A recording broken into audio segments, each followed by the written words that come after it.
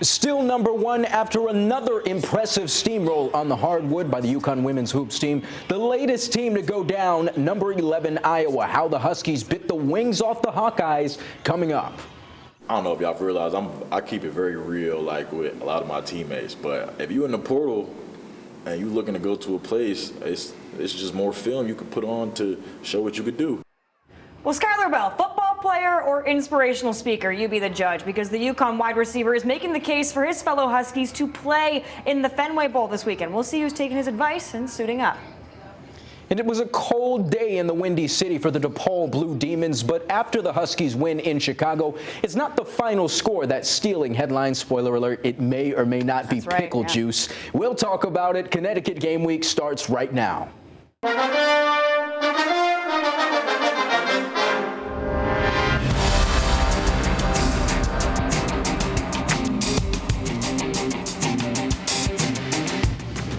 They say heavy is the head that wears the crown, but someone must have forgotten to tell that to the reigning national champions. With yet another game in the books, they're still undefeated. Welcome into Connecticut Game Week. I'm Alexa Harley. And I'm Sean Humphrey.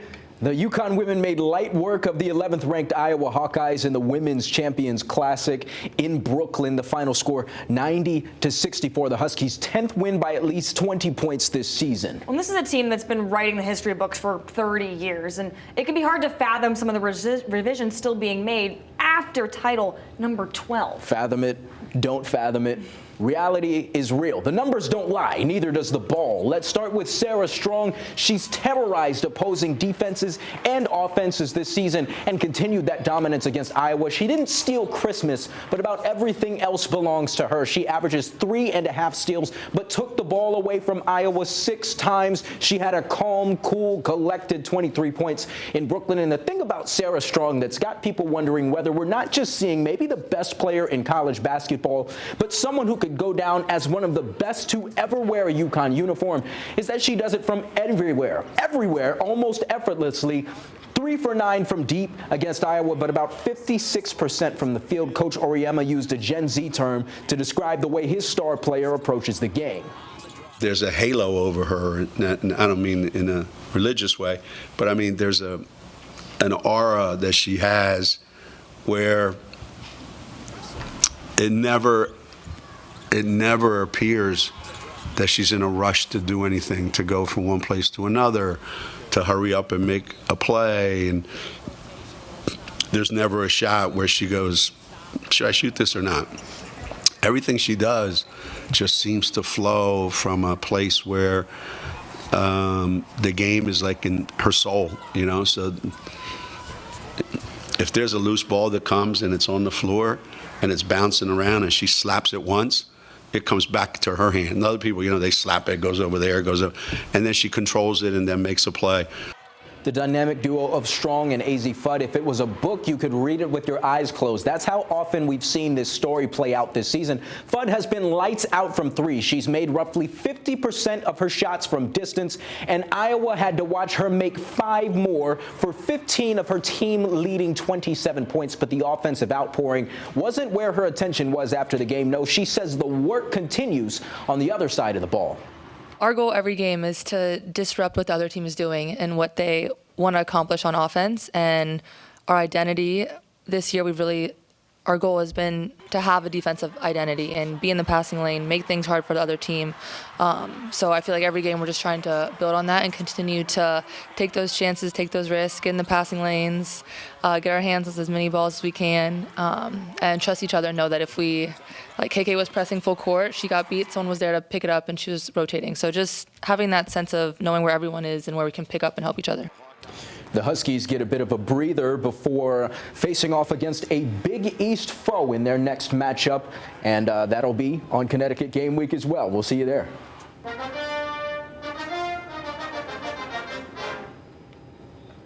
Well, word to the wise, never mix pickle juice and electrolytes. don't know if you ever plan on doing that, but don't do it. You may end up bringing it all back up, which is literally the case for Silas Demery Jr., the UConn point guard. Threw up about a minute into the second half in Chicago on Sunday, and that wasn't due to the somewhat nauseating performance by the team in the first half. Nope, just a bad beverage concoction. And when I opened X on Sunday, that was probably the last thing I expected to see was head coach Dan Hurley to put out into the universe. But you gotta love it. Pickle juice and electrolytes, as Dan Hurley said, obviously a mistake. And that obvious mistake didn't take away from Silas's production on the court. The transfer from Georgia played roughly 31 minutes, posting 13 points in that time, 7 rebounds, and 8 assists. Now, after his upchuck in the latter half, he stepped it up with a couple of big buckets to help extend the Huskies' lead, like this next one that you're about to see. Leading by 14, Demery Jr. busts through some Chicago traffic, sends it up and in to make it a 16-point game. In the end, UConn ended up picking up a pretty big Big East win, 72-54 over DePaul.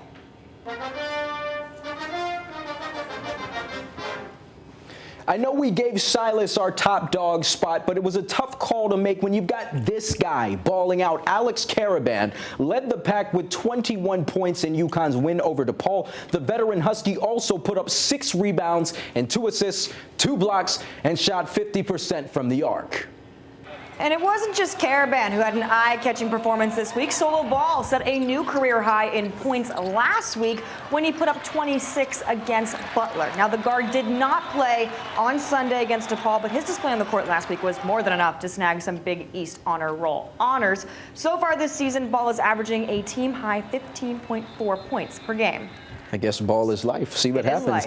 And we'll round out Best in Show with, you guessed it, more hoops. This one goes out to Sarah Strong, who pieced together her 21st career 20-point game, which passes Nafisa Collier for the 5th most by a UConn player in their first 2 seasons since 2000. Quite a mouthful, but we love it. And in case you didn't know, Strong jumps up to 5 on the list and is only in her 112th game of her sophomore campaign. Absolutely insane. Just to put it in perspective, she's now tied with Kalina Mosqueda-Lewis on that list and only 11 games from passing Brianna Stewart, the UConn great, with the most 20-point games all time in their first 2 years.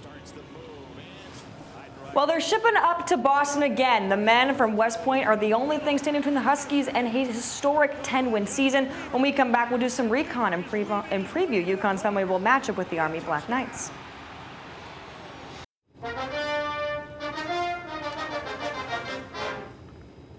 Well, it's time for some recon. UConn football has a chance to secure its first 10-win season since moving to FBS. And Alexa, it's safe to say there's been a lot of moving and shaking for this program over the past few weeks. Yeah, moving and shaking, those are good words to use. There was Jim Mora leaving, Jason Candle arriving, and then, of course, a handful of players announcing that they would, of course, enter the transfer portal with a new head coach coming in. Now, there's just one more game left, a return to the Fenway Bowl. This time, it's a showdown against the Black Knights from Army. The last showcasing for Army was, of course, the Army-Navy game, which did not end the way the Black Knights would have wanted. They finished their season at 6-6 with wins over both UAB and Air Force. And if that rings a bell, it's because it's common opponents between UConn and Army. The Huskies getting both of those games. And notably, they also had a close loss to AAC champs Tulane. Just a 1-possession game there for Army with that loss. Now, UConn's Skyler Bell gave respect to his final college opponent and even pointed to that Army-Navy game when asked about what challenges his team could face on Saturday. Obviously, they play sound. They're physical. They're going to play hard, just like any military academy, and they're going to come with a chip on their shoulder. They hadn't had as much time off as us. They just played a game a couple weeks ago, so probably going to be a little bit more in the football mode than us a little bit, which is why we're getting back into things now. So I think just going out there and doing our job, going out and executing, and just making the easy plays easy and the routine plays routine. Now, we mentioned the moving and shaking this program has experienced in recent weeks, and it doesn't exactly make it easy to get ready to play a football game. I mean, win or lose, it's also interim head coach Gordon Samus's final game with the team. He's accepted the offensive coordinator position at TCU. Business as usual has been anything but these past few weeks, and this is still a team building on a 3rd consecutive 9-win season. All kinds of things could take the attention from this final game. NFL draft preparations, portal talk, who's playing, who's not playing. But tight end Lou Hansen, who happens to be returning to his home state to play in his final game as a Husky, says Saturday is about building on what the program has become in his time at UConn. Yeah, it's a very unique experience with all that's going on. But Coach Samus has been great, kind of being the driving force of bringing everybody together. And his message has been kind of a lot of what I've been saying. You know, we started this thing as a team, and we're still that same team, so why not go out and finish it together and do things the right way and end this run that we've had, which has been a great run on a great mark, you know. You hear those words, finish together. Skyler Bell echoed those same sentiments about finishing what this group has started under former head coach Jim Mora, but he says he also understands why some players might choose to sit out. Bell says he's going to play in the Fenway Bowl. Surprising some, but it was interesting what he had to say about the questions that obviously come when you announce you are going to play in a bowl game despite it not having any playoff contention like that. Of course, what if you get hurt? He says when it comes to those types of hypothetical situations, it all comes down to perspective. I don't know if y'all realize I keep it very real, like with a lot of my teammates. But if you're in the portal and you looking to go to a place, it's just more film you could put on to show what you could do. So I feel like it's a two-way street, like I said, with everything. Like you could think of it as, oh, it's an opportunity to put it on film, or you could think of it as, oh, I don't want to put a bad game on tape. I don't want to get hurt. I don't want to do this and that. You can get hurt walking down the street. So you can get hit by a car every day. So I mean, that's just how I think about things. Like it's real. Like, you know, you play this game. I could have got hurt at practice just now. Like it's very real. So I think if you play the game, if you think about the game that way, it's, you know, you're kind of doing yourself a disservice. Pretty refreshing to hear a guy who's broken records and doesn't really need to play to cement himself as a possible draft guy, but to keep playing just because that's what the team wants. That's what he wants. Now, Bell, Hansen, and the rest of the Huskies going to play one final time in blue and white in Fenway. That bowl game on Saturday at 2:15. Basic answer, gotta bring a cow to eat. Sorry. That hurts my heart a little bit. Family Feud style, stranded on a desert island, eat one animal and keep another. We asked a handful of hockey players, and you'd be surprised at some of the most common answers. More Connecticut Game Week next. Well, in just a matter of hours, Skyler Bell going to suit up one more time. We just talked about him 30 seconds ago.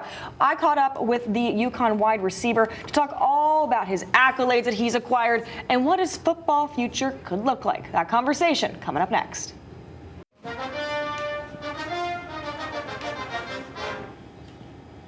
Well, all season long, we talked about this guy, Skyler Bell. He transferred to Storrs from Wisconsin after the 2023 season, played the following year, and then dabbled with the portal one more time before staying at UConn. And man, oh man, what a final season it has been for the wide receiver. Where to begin when talking about this young man? Maybe we'll start with the numbers he's racked up on the field this season. He finished with 101 catches for 1,278 yards and 13 touchdowns, setting new school records for receptions and TDs. He averaged 12.7 yards per catch and 106.5 yards per game, ranking second in the NCAA in both of those margins and in receptions, catches, and touchdowns. Oh, and he also led the nation with 7 100-yard games as well. And thanks to those stats, he was a finalist for the Biletnikoff Award and was also named a first-team All-American. Now, last week, it was unveiled that Bell is the first ever Husky to be a consensus All-American, adding another cherry on top of what has been a pretty sweet season. And I got the chance to talk with Bell last week about his accolade-heavy season, the NFL draft, and his decision to play in the Fenway Bowl. Check it out. Well, I'm joined now by UConn star wide receiver and first ever UConn player to be a consensus All-American. That news coming out earlier this week. What's your just initial reaction to finding that out? Just super thankful, super grateful. The opportunity just to be one of the few that have done that here is super, you know, I'm super grateful for it. I just can't, like I said, I'm super happy and I can't really put it into words. When did you first find that out? Were you told directly by anybody on the Huskies coaching staff? Did your family reach out to you? When did you first learn? Yeah, so I had found out from my receiver coach. He had texted me when the AP American team came out. He was like, first team. And I was like, I looked at it and I was like, I don't know what you're talking about. And then I went on Twitter and it was right there. And I was looking at it for probably like 5-10 minutes. And I called my family and had a good moment. But no, I'm super grateful, super grateful. When you look back at like this time last year, debating going into the portal and transferring but deciding to stay, did you think in a year's time that you would have the accolades that you've racked up over this season?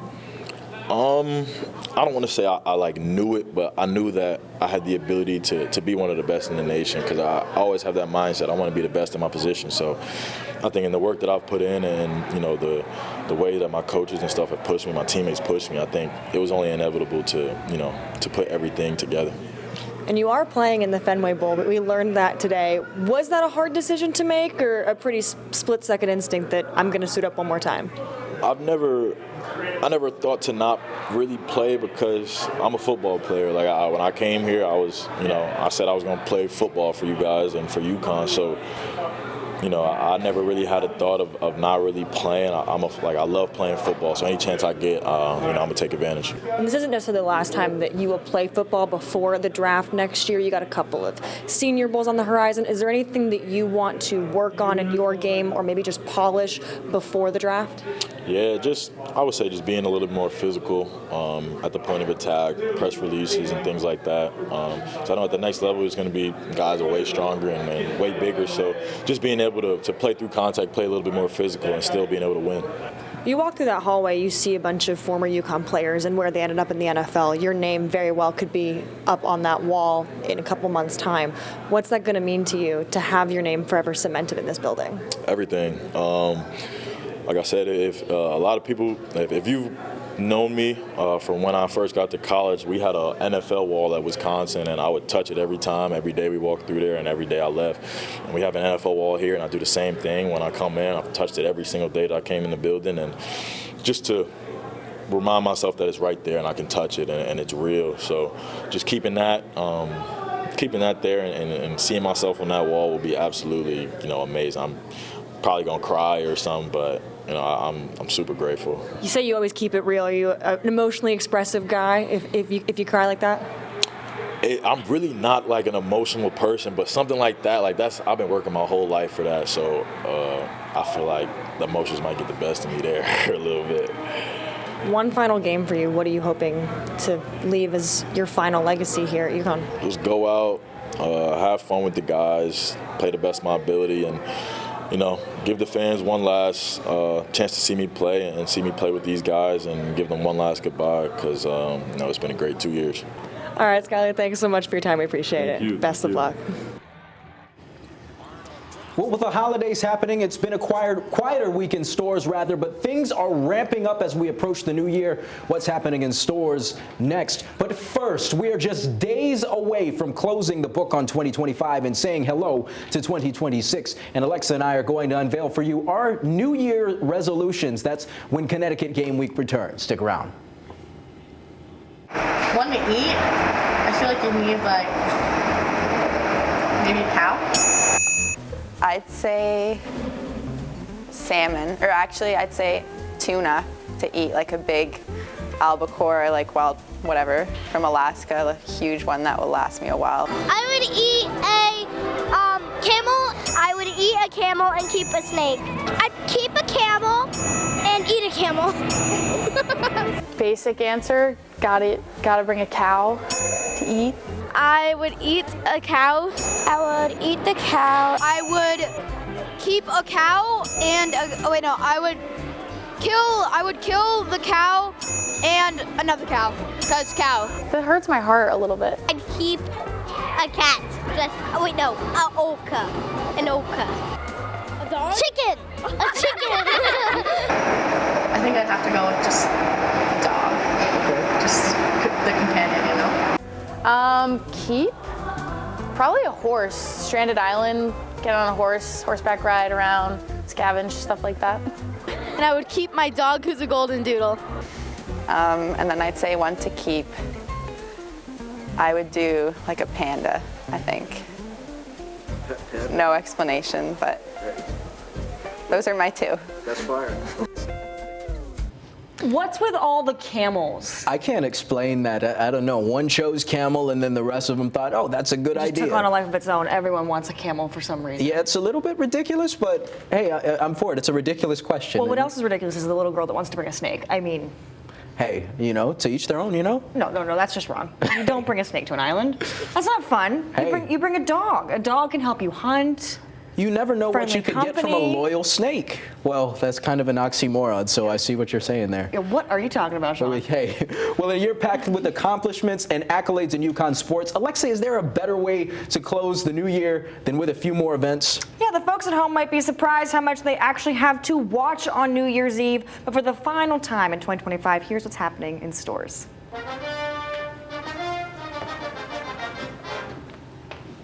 It'll be UConn and Army at one of baseball's most storied ballparks. The Huskies are in the Fenway Bowl for the second year in a row, hoping to clinch the program's first 10-win season at the FBS level. The fans will have one more chance to see Skyler Bell, who will play on Saturday. Last year, UConn defeated North Carolina in the Fenway Bowl to get game number 9 as their win. Kickoff is scheduled for 2:15. And it'll be a busy start to the new year for UConn's men's and women's basketball teams. The reigning national champions have a short road trip. They'll face Butler on Sunday before heading to Providence to take on the Friars on New Year's Eve. And finally, they'll play Big East foe Seton Hall in Hartford next Saturday at noon. Meanwhile, the UConn men will head to Cincinnati to battle the Xavier Musketeers in hopes of continuing what's been a hot start to Big East play. And finally, hockey is back for the first time since December 6th. The number 11 UConn men will host Long Island in a New Year's matchup at Toscano before crossing the Sound to play Game 2 against the Sharks in their home waters. Then you got number 7 UConn women's hockey also finishing the holiday break with a home against Providence. Well, as promised, New Year's Eve, New Year on the horizon. Of course, you can't not have resolutions. So, Sean, what's yours? Okay, I've got a few. I don't know if that's allowed. But You can do whatever you want. There are no rules here. Yeah, okay, there were rules last week, but I guess there's no rules this week. Number 1 is pet one of the big cats: tiger, jaguar, lion, mountain lion. Any one of those, I would like to pet one. I hope I'll run into a friendly one, otherwise I might be missing a hand. Number 2, can I read this? Befriend Jonathan the Husky. And number 3 is try Wagyu. Wow. I did the same one that I've done every year now for the last 5 years, and that is save money and go to Europe, because that's all I've ever wanted to do. Just once. Maybe 2026 is the year, although every year I say I'm going to save money and I never do. So maybe this time around the sun I'll do it. I doubt it though. What are you gonna do in Europe? Sightsee? It's Europe. What do you mean? What am I going to do in Europe? Eat, sightsee, take photos, the culture? Is there somewhere specific? Like, is it Italy, France? It's Italy. Come on. It's Italy, of course. Okay. Well, hopefully we got Italians watching at home, and hopefully they watch next week, along with the rest of you. We'll see you there.